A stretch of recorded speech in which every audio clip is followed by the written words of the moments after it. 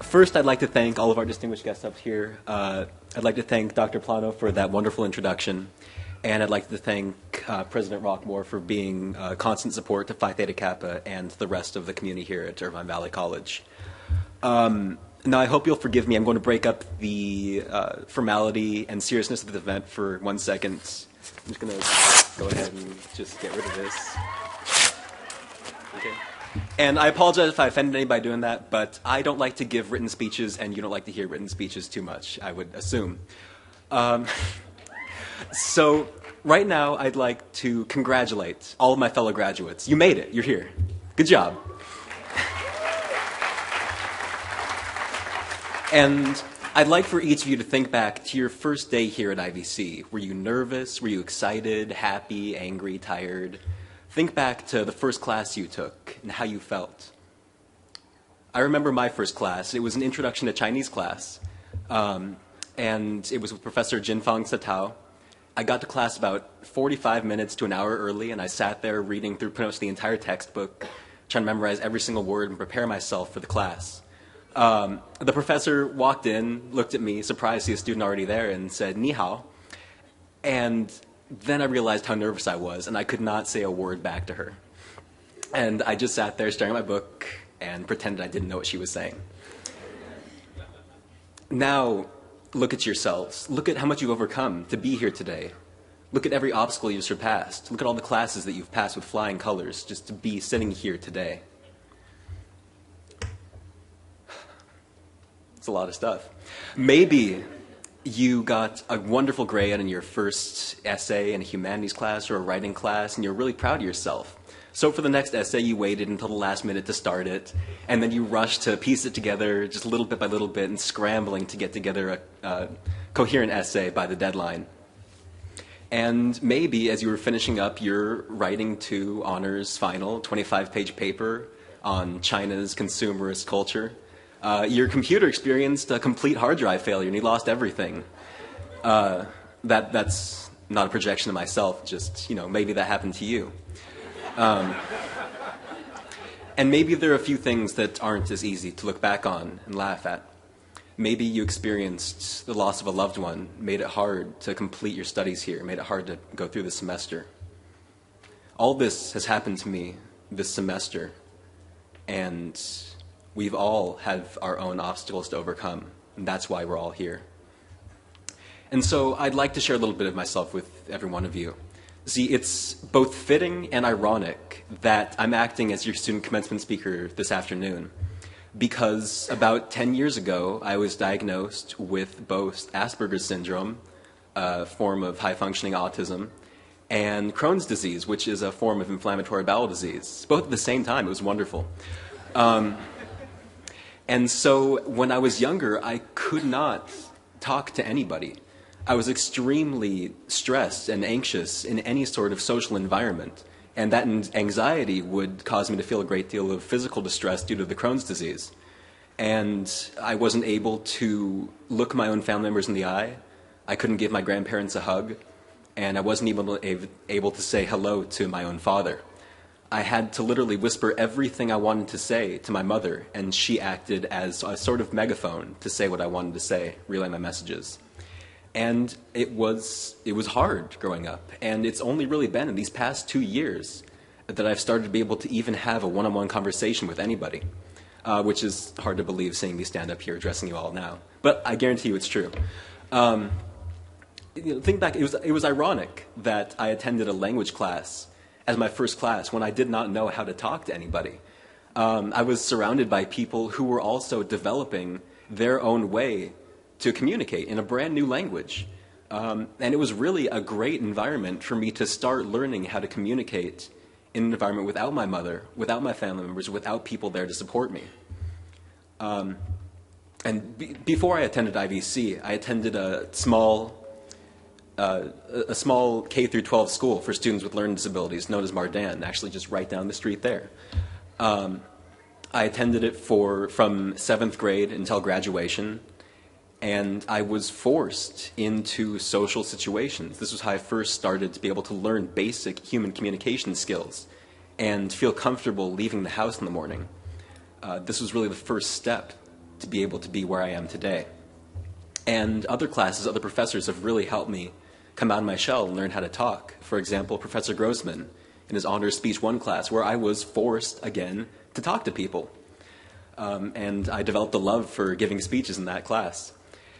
And other groups at IVC have greatly helped me develop my own way of communicating and develop my own voice.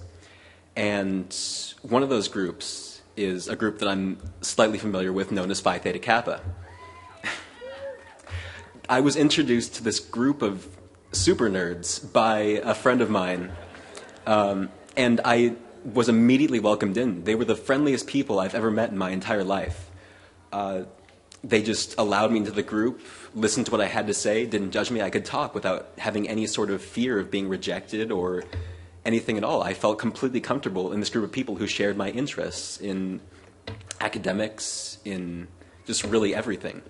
And it was thanks to the members of this organization and to our wonderful advisors, Professor Jody Titus and Professor Kurt Meyer, who begged me not to mention him today. But I don't have filters and I don't listen to people, so. And really, I'm not unique in that I developed a voice, that I learned how to talk at IVC, that I gained my own voice here.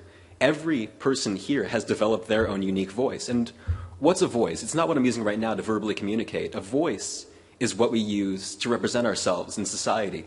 It's our skills and knowledge that we possess. It's our ideas, our beliefs, opinions, and just really everything about ourselves and how we appear to others in the world.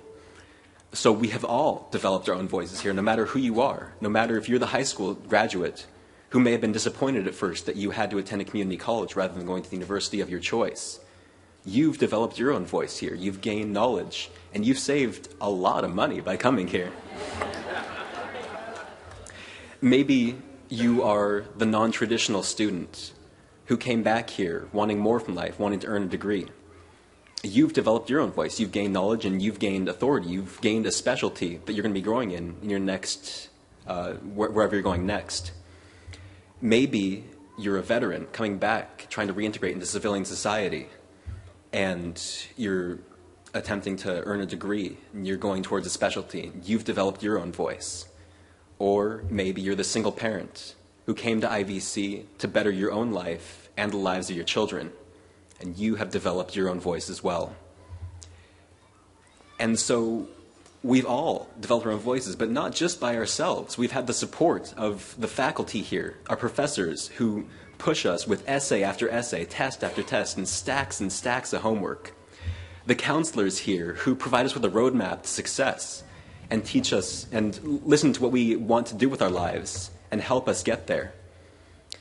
And the supportive services here at IVC who help out students like me with learning disabilities and with financial needs, and they help them to attend IVC and to be successful here.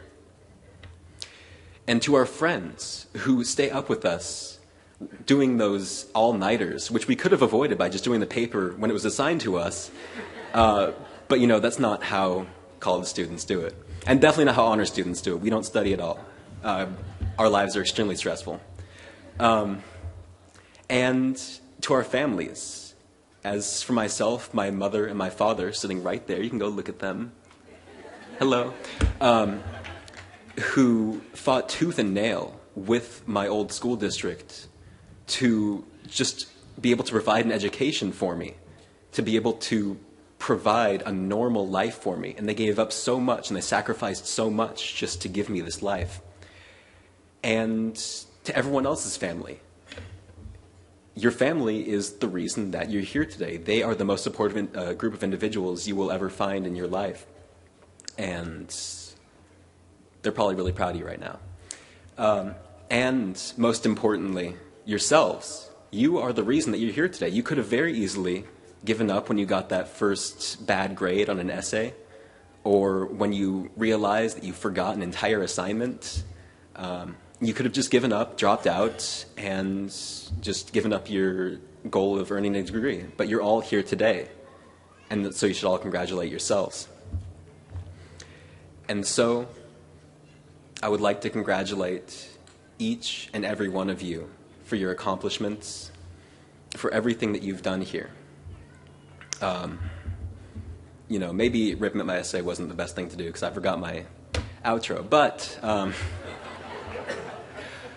just really, wherever you go, take that voice with you.